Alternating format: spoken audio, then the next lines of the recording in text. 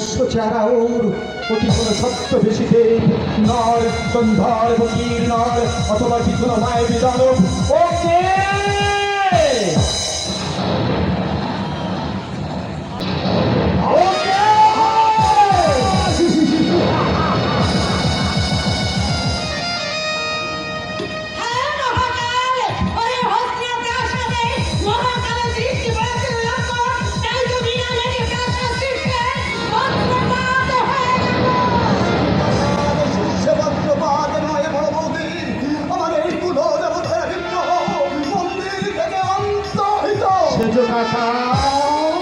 তাই নয় লক্ষণ, এই মাত্র আমাদের ভক্তি লক্ষ দেশে সংবাদ দিয়ে গেল কর্তার প্রিয় ভক্তি ওই তোমার নেই, কিছুক্ষণ পূর্বেই সে অনেক করে মারা গেছে। কুলদেবতার বিগ্রহ অন্তহিত।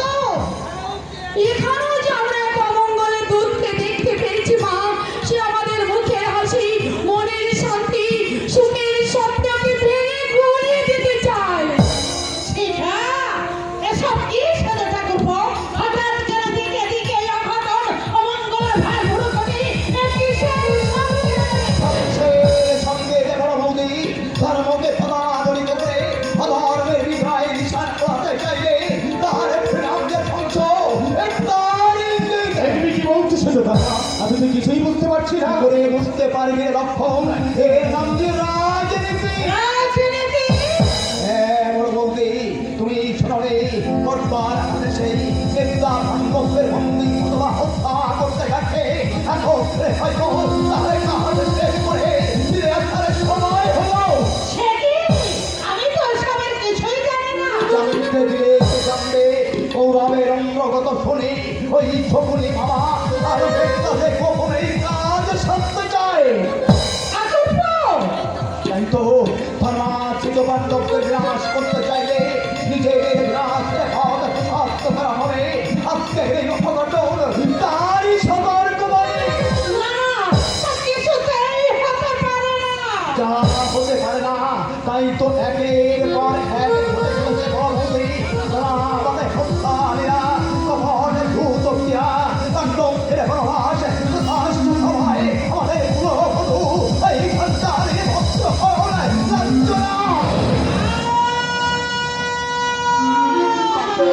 পরিবার ছোট গলায় পূর্ণ পেটে বড় বন্দি গৌরবের ধ্বংস অনিবার্য। তাই যদি হয় তুমি যাত্রার আয়োজন করো ঠাকুরপো, আজকে আমি লক্ষণের শিখাকে নিয়ে।